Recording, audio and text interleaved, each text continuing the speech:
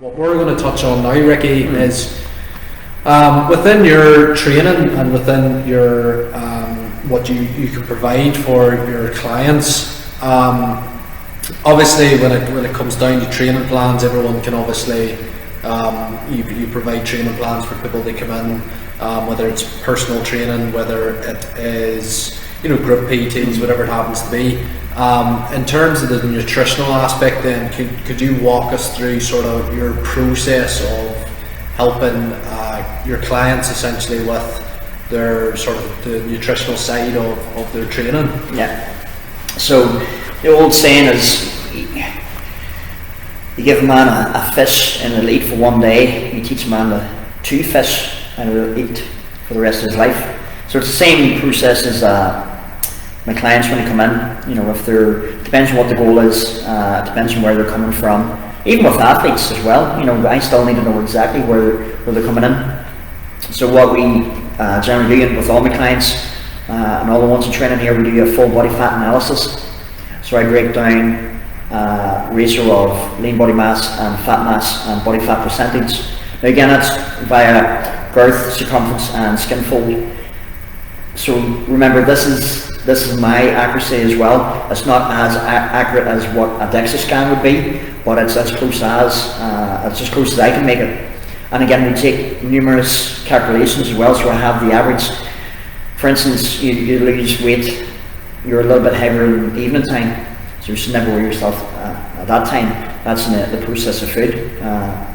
So when we're doing that full body fat analysis, we're normally asking clients to fast for 12 hours, and that's avoiding liquid as well. Just gives us a bit more accuracy. Then after that, it's a food journal for a week. I try and tell them to be honest. Yeah. That's a very, the food journal is actually an eye-opener. When people start to write down and track what they're doing, it's the realization of where they're at. And from that, I can then work out with the body fat analysis and the food journal. I can work out if the goal is to lose weight, your calorie deficit, and actually how many calories you're taking in at the minute. And most people I work with are massively underweight calories, but yet they're wondering why they're not losing weight, they're losing fat. But again, it's because the body is in starvation mode as well, or maybe the digestive system hasn't been working. Maybe they have thyroid gland, and that's right. Again, it all goes back to blood works as well. If you want the full spectrum and the best possible chance of success of results, then it's getting that stage as well.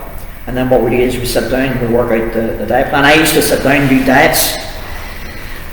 As much as I could do what I think is the best diet, for instance for you, whatever your goal is, I could sit down and do the diet myself and then give you it. But unless you're a pain point, you're a trigger point, unless you really want to implement that, it's maybe not going to work. So what I tend to do with my clients is we'll spend an hour or two and we'll sit down and we'll design a diet plan for the space of 4 to 6 weeks and see if we can sustain that and see how much results we can get with that. But I look after that client for about 2 weeks to see if things are working. Yeah. So that's kind of our process. And I suppose then probably, you can then review that diet plan essentially, if it's not working. Like for example, if you put fish on my diet plan, I'd been back out the door again, you'll never see me again. Hence the supplementation.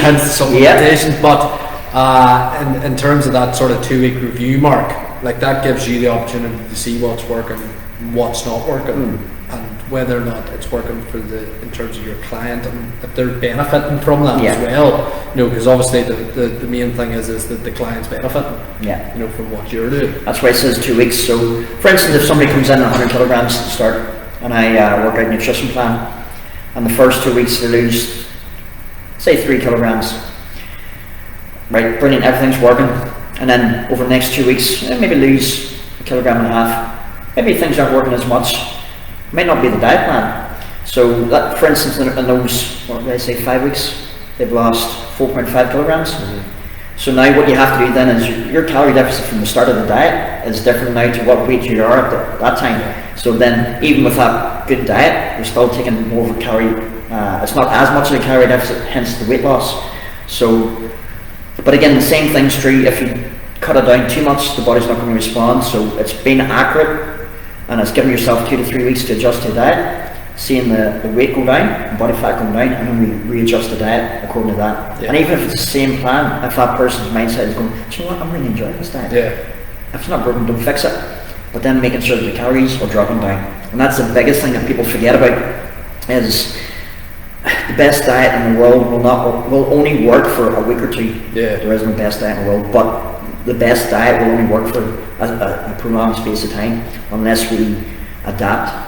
And that's essentially, for example, like if someone's building muscle, between the first week or the first day and the end of the second week, they've maybe built more muscle, therefore that needs to be fueled. Exactly. You know, so that has to be calories has to be added towards that. Now, is that calories added in protein or carbs?